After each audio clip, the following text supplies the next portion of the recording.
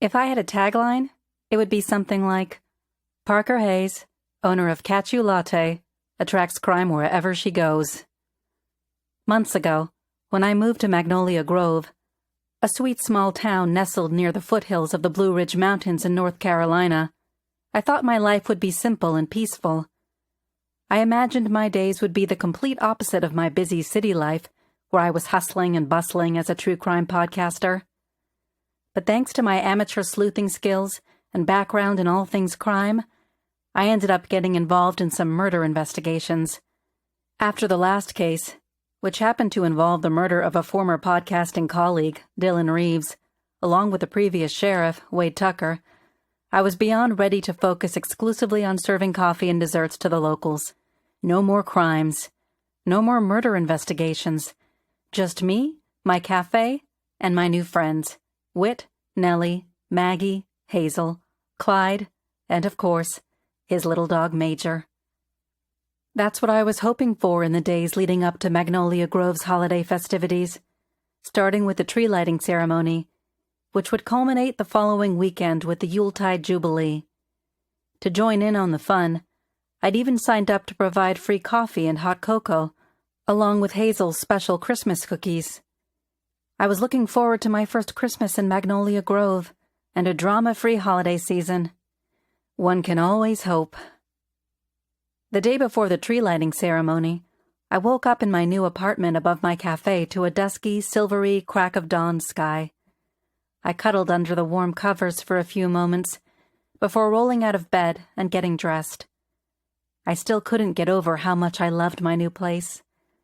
I owed it all to my handyman extraordinaire, Clyde Honeycutt, for whipping the rundown apartment back into shape in record time. I had been just a tad concerned when I first arrived in Magnolia Grove and saw the condition of the historical building I had purchased. The online photos didn't accurately convey the extent of the mess I'd gotten myself into. Let's just call it what it was, a disaster zone with crumbling walls, as well as issues with the foundation and plumbing, and a bunch of other problems I don't need to bore you with. But Clyde came to the rescue and focused on renovating the cafe first and the upstairs apartment second. It was worth the wait. My new apartment was as sweet and charming as a country cottage. My bedroom included a small walk-in closet and ensuite bathroom. There was a guest room, which doubled as an office.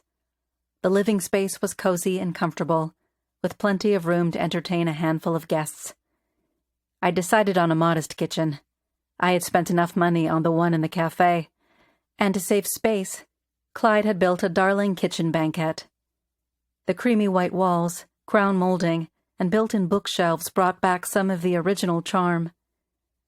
Clyde had masterfully restored the hardwood floors.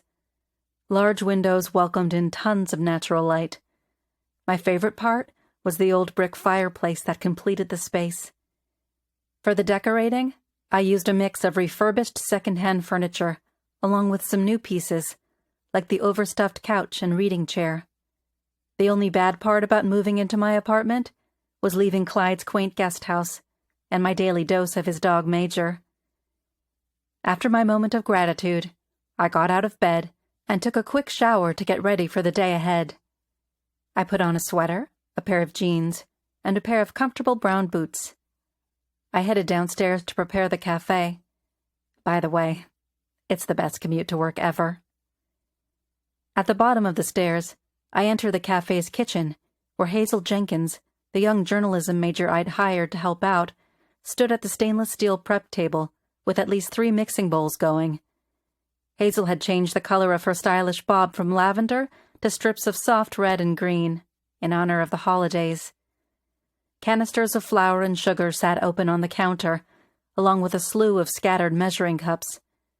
She was making her special Christmas cookies, soft, chewy, gingery, lip-smacking molasses treats, a secret recipe she refused to share with me. But don't worry, I planned to get it out of her.